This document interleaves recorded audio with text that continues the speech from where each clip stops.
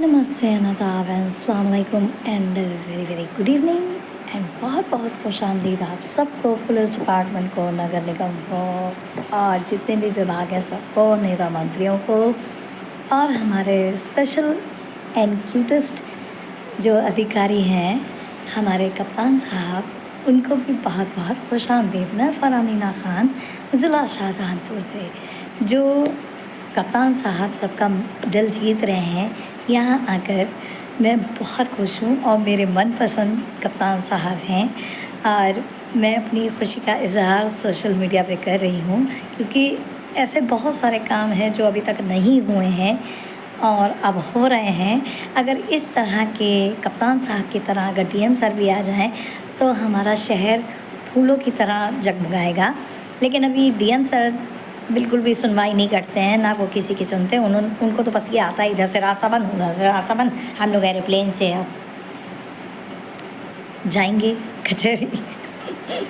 तो फ़िलहाल मेरा कुल मिला के मोटिव यही कहने का है that I am very very happy.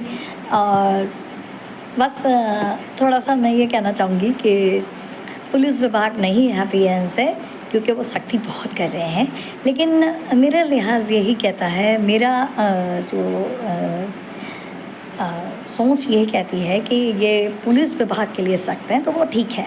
अभी देखिए, कल एक महिला मुझे मिली, तो एक कोई दरोगा थे, तो उन्होंने उस बुज़ुर्ग महिला को मारा, गाड़ी में बैठाला और गाड़ी में बैठाल के मारते हुए ले गए थाने तक। तो जाहिर सी बात है, जब उसकी बेटी ने देखा, भाई बेटी है, औलाद है, वो तो देखेगी कि मेरी माँ को मारा एक दरोगा ने। भला बताइए, एक आदमी एक महिला के थप्पड़ कैसे मार सकता है? तो कप्तान साहब का मैं ये तारीफ़ करूँगी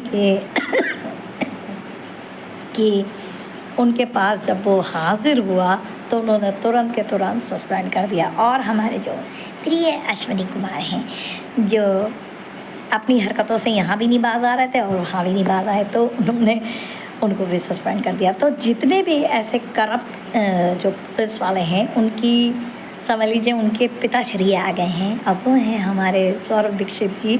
सौरभ दीक्षित जी, मैं आपसे बहुत बहुत खुश हूँ, आई एम वेरी हैप्पी। और मैं चाहूँगी कि आप लंबे समय तक के लिए यहाँ बने रहें, बिकॉज़ मुझे जिस तरह का मैंने सोचा था और मैंने चाहा था, उस तरीके के आप कप्तान आए हैं।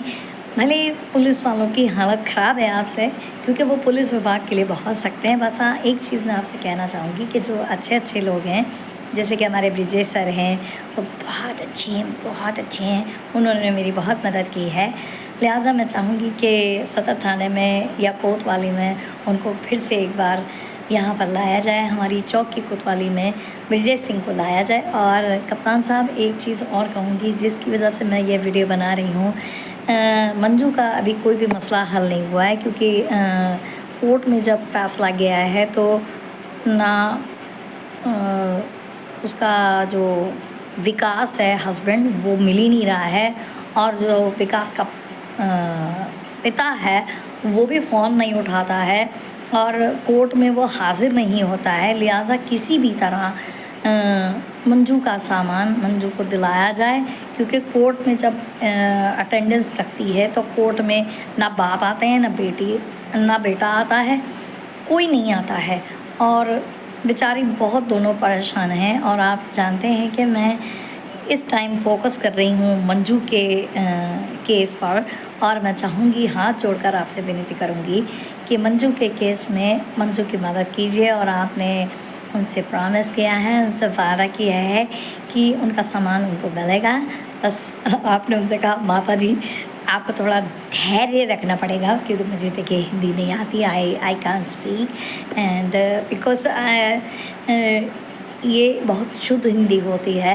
एंड बस मैं आपसे हाथ जोड़कर यही विनती करना चाहूँगी कि कप्तान साहब, जितने भी मैं कैंडिडेट्स लेके आऊँ और उनकी मदद की जाए। और हाँ, एक कैंडिडेट हमारे शाहबाज से कल आएंगे, जिन्हें मैं आपके सामने हाजिर करूँगी।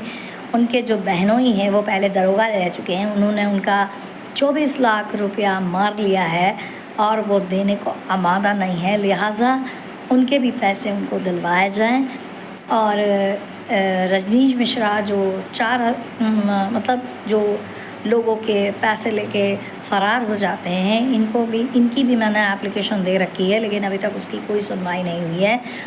और डीएम सर तो वैसे भी माशाल्लाह हैं, वो तो वैसे भी सुनवाई नहीं करते हैं। मैंने इतनी एप्लीकेशन उनको दी हैं किलो के हिसाब से, लेकिन वो बुरा मत मानिएगा। आप कहेंगे कि मैं अधिकारी की बुराई कर रही हूँ, ऐसा नहीं है। जब कहीं देखिए किसी पब्लिक की सुनवाई नहीं होती तो वो हताश होकर कहता है। लिहाजा कचहरी चौराहा के मैं चाहूँगी रास्ते खोले जाएं ताकि पब्लिक को आने जाने में असुविधा ना हो, और हमारे प्रिय होमगार्ड के लिए कैबिन्स की व्यवस्था की जाए और उनके लिए हर वो व्यवस्था की जाए जिससे कि उन्हें आराम। अब वो पुतला तो है नहीं कि हर वक्त खड़े रहेंगे भाई, वो भी इंसान है, उन्हें भी बैठने के लिए, खाना खाने के लिए कोई जगह चाहिए। तो लिहाजा मैं अपने होमगार्ड्स भैया के लिए भी ये गुजारिश करूँगी कि उनके लिए भी कैबिन्स की व्यवस्था की जाए और मंजू के केस पर जल्द से जल्द कार्रवाई हो, उनका सामान दिलाया जाए, क्योंकि ससुर भी हाजिर नहीं हो रहा है और ना ही